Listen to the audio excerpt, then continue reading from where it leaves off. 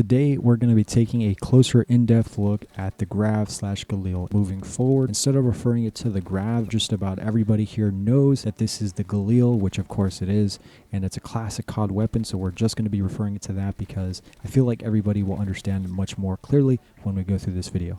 Now, of course, there is a lot to go over, and if you guys walk away more informed, hit the like button and subscribe to the channel for more daily content released just like this every day. I really appreciate that. Part of what I think makes this weapon so unique and special is due to the fact that it's so attractive to new players, due to the fact that there are so many good attachments that you can pick and pull from and really walk away with something that is unique and fits your playstyle. As for who should be running this, I do think this would be a great option for new players because of that. There are so many attachments that you can choose from, and they're really going to complement your gameplay, and you can do that more so with this weapon as opposed to other assault rifles within this classification, similar to the ICR, which with the ICR, not to turn this into a comparison video, but with the ICR there's a meta there. There's a template that you really want to stick to and follow as best as you possibly can. The GALIL you can have a lot more fun with, if that makes more sense, because you have so much more in terms of attachments that you can pull from.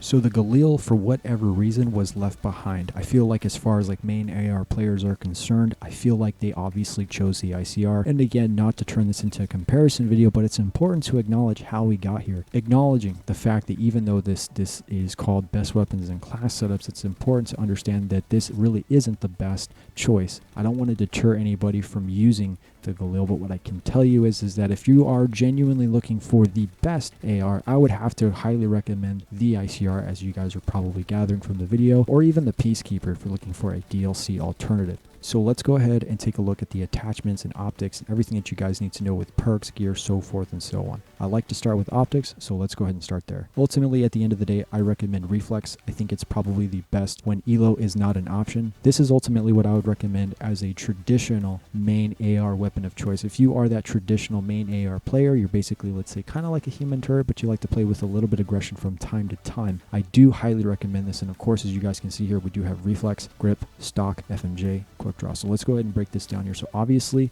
why is there no grip? Well, double grip on this weapon is a straight laser beam, and you could say, well, that's certainly an advantage, and it is, but having single grip, there's still so little recoil that there is literally no need for recoil control. So therefore, from my perspective, I think that having a single grip is perfectly fine. As far as stock is concerned, you're going to be able to strafe faster or move faster while aiming in, and FMJ is going to allow you to shoot through surfaces and objects in the game that you would otherwise not be allowed to do so, and be able to do more damage. In quick draw, you'll be able to aim in a lot faster. All of this is really important. You would say, oh, this kind of sounds like an aggressive class setup. I can assure you that it's not. This game is designed to be much more on the aggressive side. Talk to anybody who's been playing the game for an extended period of time, and they will tell you that the gameplay tends to favor much more aggressive playstyles. But even as a main AR in this game, you will be aggressive. You will be pushing much more than you probably would having, let's say, if you were playing BO1 or BO2, and that's just the gist of it. As for the next set of attachments, that's obviously going to be very helpful as well.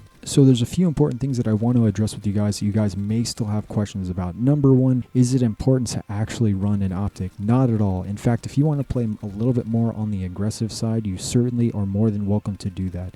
I wouldn't recommend doing that with the GALIL. I don't think that's going to go very well for you, in fact, anyone, but it certainly is possible and it can be done. I've seen it done. So if you don't want to run an optic and you want to play even, more aggressively or kind of that main AR role, you can do that if you want to. And as we take a look at these attachments here, you can see we have double grip, long barrel, suppressor, FMJ, laser sight, extended mags, quick draw, and stock. Every single one of these attachments is going to be awesome and is going to favor really just about any playstyle out there. So if you find something that you want to swap out for, by all means, feel free to do so. I really wouldn't recommend suppressor, and I'm not so sure that I would really recommend laser sight. In fact, I'm not entirely sure that I could recommend long barrel. Now go ahead and look at the stats for yourself with a quick Google search, but this weapon without long barrel has such an amazing range that it's just not necessary. I did the math myself, and it's just one of those things where you can take my word for it. Having long barrel isn't exactly essential, to say the least. You would be much better off running something else if you wanted to. Now suppressor,